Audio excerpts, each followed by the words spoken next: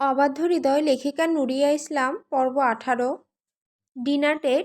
সমুদ্রের ধারে নীলাভ অন্ধকারে জোনাকির মতো আলোয় জ্বলে ওঠা ছোট্ট রেস্টুরেন্টটা আজ জমকালো হয়ে উঠেছে। চাঁদের মায়াবী আলো মিশে গেছে ঢেউয়ের গভীরে। বাতাসে ভেসে আসা সাগরের নোনা ঘ্রাণ আর ভালোবাসার মৃদু সুবাস। চারপাশে সব শব্দ হারিয়ে গেছে, শুধু দুজনের হৃদয়ের স্পন্দন শোনা যাচ্ছে নিঃশব্দে। টেবিলের উপর মোমবাতির নরম আলোয় দুজনে মুখোমুখি বসে চোখে চোখ রেখে কথা না বলেও যেন হাজারটা কথা বলে ফেলে তারা। ইনায়ার মুখে চাঁদের আলো এসে পড়ছে, তার চোখে মুখে মিশে আছে এক অপার্থিব মায়া। এরিক মুগ্ধ হয়ে তাকিয়ে থাকে গোলাপি ফর্সা বর্ণের মেয়েটার দিকে, যে সাদা হিজাব আর নীল গাউনে নিজেকে আবৃত করে রেখেছে। এরিকের কাছে ইনায়াকে কোনো পরীর থেকে কম লাগছে না। এরিক ধীর পায়ে টেবিল থেকে উঠে আসে, ইনায়ার সামনে হাঁটু গেড়ে বসে একগুচ্ছ তাজা লাল গোলাপ এগিয়ে দেয় ইনায়ার দিকে। ইনায়ার চোখে চোখ রেখে বলে, আমার মুনলাইট, আমি জানি তোমার গল্পের রাজপুত্র আমি নই, বরং হয়তো এক নিষিদ্ধ অধ্যায়। তবুও আমার পাগলাটের হৃদয়টা শুধু তোমার জন্যই ধুকপুক করে। তুমি আমার কাছে ঠিক সেই ফুল যাকে ছোঁয়ার অধিকার হয়তো আমার নেই, তবু আমি প্রতিদিন তোমার সৌন্দর্যে মুগ্ধ হয়ে যাই। তুমি কি আমার এই অগোছালো, অসম্পূর্ণ অথচ নিঃস্বার্থ ভালোবাসার রাজ্যে রানী হবে? এরিকের কথা শুনে ইনায়ার ঠোঁটে লাজুক হাসি ফুটে ওঠে। গোলাপের পাপড়ির মতো তার ঠোঁট কেঁপে ওঠে মৃদু উত্তেজনায়। চোখের কোণে জমে থাকা জলরাশি শিশির বিন্দুর মতো গড়িয়ে পড়ে। গাল দুটো লাল হয়ে ওঠে টকটকে গোলাপের মতো। সে একটু লজ্জা পেয়ে আঙুল দিয়ে নখ খুঁটটাতে খুঁটটাতে নিচু গলায় বলে, হ্যাঁ এরিক, আমি আপনার হতে চাই। ইনায়ের একটু আশকারাই যথেষ্ট ছিল এরিকের মতো উন্মাদ প্রেমিকের জন্য। সে ধীরে ধীরে এগিয়ে আসে ইনায়ের দিকে, ঠিক অস্থির সমুদ্রের ঢেউ যেমন তীরে এসে আছড়ে পড়ে। সে এক হাতে ইনায়ের গাল ছুঁয়ে মুখটা আলতোভাবে নিজের দিকে তুলে আনে, আর এক হাত রাখে ইনায়ের কাঁধে ভালোবাসার উষ্ণ স্পর্শে। ইনায়ের সমস্ত জড়তা গলে যায়। কোনো দ্বিধা নেই, কোনো বিলম্ব নেই। এরিকের ঠোঁট ছুঁয়ে যায় এনায়ার ঠোঁটে। চুমুর নরম উষ্ণতায় এনায়া হারিয়ে যায় এক উন্মাদনার সাগরে। নিঃশ্বাসে মিশে যায় ভালোবাসার নেশা। এরিকের গভীর উন্মাদনায় এনায়া একসময় হাঁপিয়ে ওঠে, যেন ভালোবাসার জোয়ারে ডুবে যাচ্ছে সে। এরিক ভ্রমরের মতো ইনায়ার ঠোঁটে সবটুকু মধু শুষে নেয়। ভালোবাসার প্রতিটি মুহূর্তে দুজনেই হারিয়ে যায় একে অন্যের মাঝে। এক পর্যায়ে দুজনেই হাঁপাতে হাঁপাতে থেমে যায়। এরিক ইনায়াকে ছেড়ে দিয়ে নেশা ভরা চোখে তাকিয়ে বলে, your lips are so tasty, just like a dessert, my personal dessert. I want to bite it when I am wild. এরিকের কথায় ইনায়া হেসে বলে, আপনি সত্যিই পাগল। এরিক ইনায়ের কথায় মুচকি হাসে, চোখে অদ্ভুত মাদকতা নিয়ে ফিসফিসিয়ে বলে, আই লাভ ইউ বেবি। স্বপ্নের ঘরে এরিক ইনায়ের মুখটা কল্পনা করে। আবেগে এরেনকে ইনায়ে ভেবে কিস করতে যায়। এরেন হঠাৎ চিৎকার দিয়ে ওঠে, ওই এরিক, ছাড় আমাকে, ভাই আমি তোর ইনায়া না, ছাড়। এরেনের চিৎকারে এরিকের ঘুম ভেঙে যায়। সে রাগে এরেনের কলার চেপে ধরে বলে, ও শিট, তুই এখানে কেন?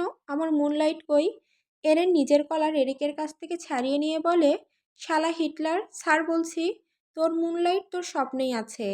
এরিক এরেনের কথায় স্বপ্ন থেকে বেরিয়ে ঠোঁটের কোণে মুচকি হাসি রেখে বলে, it's just a dream, but this dream is fucking addictive. I kinda like it. Dining টেবিলে বসে আছে মিস্টার রিচার্ড। সামনে কফির কাপ, মুখে তার গম্ভীর ভাব ফুটে উঠেছে। এরিক ঢিলেঢালা ভঙ্গিতে এসে চেয়ারে বসে, ফোনটা টেবিলে রেখে দেয়। তার চোখে ক্লান্তি, মুখে একরাশ উদাসীনতা। মিস্টার রিচার্ড কড়া গলায় প্রশ্ন করেন, এরিক, সারাদিন কোথায় ছিলে? রাত করে বাড়ি ফেরা, ক্লাস মিস করা, এইভাবে চললে তোমার ভবিষ্যৎ কি হবে ভেবেছ? এরিক চোখ নামিয়ে শান্ত অথচ বিদ্রূপে ভরা কণ্ঠে বলে, ভবিষ্যৎ নিয়ে ভাবার টাইম নেই ড্যাড, আপাতত নিজের মতো বাঁচতে চাই, জীবনটা একটু উপভোগ করছি। রিচার্ডের মুখ আরও কঠিন হয়ে ওঠে এরিকের কথা শুনে। এটা কি উপভোগ করার সময়? কোনো ডিসিপ্লিন নেই, কোনো লক্ষ্য নেই। আমি চাই না আমার ছেলে হয়ে তুমি এভাবে চলো। এরিক হালকা হাসি দিয়ে একটু বিদ্রূপের সুরে বলে, সরি ড্যাড, তোমার কথাটা রাখতে পারলাম না। তোমার চাওয়া অনুযায়ী আমি নিজেকে বদলাতে পারবো না। আমি তোমার মতো হতে চাই না, নিজের মতো থাকতে চাই। মিস্টার রিচার্ড এবার নিজের রাগ চেপে ধরে চোখে মুখে কাঠিন্য এনে বলে, তোমার বয়সে আমি পরিবারের ব্যবসার দায়িত্ব নিজ কাঁধে তুলে নিয়েছিলাম। তখন থেকে কঠিন পরিশ্রম, দায়িত্ববোধ আর সম্মানের সাথে এত দূর এসেছি। আর তুমি? আমার ছেলে হয়েও আজ অবধি কোনো দায়িত্ব নেওনি, বড়দের সাথে কথা বলারও সৌজন্য শেখনি। দিন দিন বেয়াদব হয়ে যাচ্ছ। এরিক এবার ঠান্ডা গলায় চোখ না তুলে বলে, dad, I am not fucking interested in being your copy. আমি কারো ছায়া হয়ে বাঁচতে চাই না, আমি নিজের মতোই থাকবো। আপনি সেটা পছন্দ করেন কি না, honestly I don't care. Mister Richard রাগে হুঙ্কার দিয়ে বলে, তুমি আমায় অসম্মান করছো এরিক। এরিক ঠোঁটে বিদ্রূপের হাসি দিয়ে বলে, সম্মান তো তখনই পাওয়া যায় যখন সেটা পাওয়ার মতো কিছু করা হয়। আপনি সেটা বুঝবেন যখন কাউকে কন্ট্রোল করা ছেড়ে দেবেন। রিচার্ড ধমক দিয়ে বলে, এনাফ, তুমি যখন ঠিক করে নিয়েছো নিজের ইচ্ছে মতো চলবে, তাহলে আমার কাছ থেকে কিছু আশা করো না। এরিক শান্ত অথচ গম্ভীর কণ্ঠে বলে, রিল্যাক্স ড্যাড, তোমার কাছ থেকে আমি কোনো কিছুই আশাই করি না। আমি নিজের মতোই ভালো আছি। বাবা ছেলের তপ্ত বাক্য বিনিময়ের মাঝেই অ্যাঞ্জেলা এসে কড়া গলায় বলে ওঠেন, কি শুরু করেছো তোমরা? বাড়িটা কি যুদ্ধক্ষেত্র বানিয়ে ফেলবে বাপ ছেলে মিলে? নিজেদের ইগো নিয়ে লড়াই বন্ধ করো। এই ঘরে আমি শান্তি চাই, কোনো নাটক চাই না। মিস্টার রিচার্ড রাগে খাবার ফেলে উঠে যেতে যেতে নিজের ওয়াইফের উদ্দেশ্যে বলে ওঠে, ছেলেকে বোঝাও সারা জীবন এভাবে বেপরোয়া আর ছন্নছাড়া চললে শেষ পর্যন্ত শুধু আফসোসই থাকবে। তার চলে যাওয়ার পর পুরো ডাইনিং জুড়ে নীরবতা নেমে আসে। অ্যাঞ্জেলা ধীরে এসে এরিকের পাশে বসে ছেলের মাথায় হাত রেখে বলে, বাবা তোমার ভালো চাই, তাই একটু বেশি করা, কিন্তু তুমি যদি নিজের কথা শান্তভাবে বলো উনিও বুঝবে। পরিবার মানে শুধু নিয়ম না, বোঝাপড়াও। এরিক মুখ নিচু করে একটু নরম হয়ে বলে, মম, উনিও তো বুঝতে চায় না আমি বড় হয়েছি, সবসময় নিয়মের বেড়াজালে আমাকে আটকে রাখা যাবে না। আমি শুধু চাই উনি আমাকে আমার মতো থাকতে দিক। অ্যাঞ্জেলা এরিককে স্নেহভরা কণ্ঠে বলে, তুমি নিজের মতো থাকতে পারো, কিন্তু বাবার কথাও একটু শুনবে। পরিবারের মান অভিমান থাকবেই, কিন্তু ভালোবাসাটাই সবচেয়ে বড়। এরিক ধীরে বলে, সরি মম, তুমি চাইলে ওনার মতো করে চলতে পারো, কিন্তু আমি পারবো না।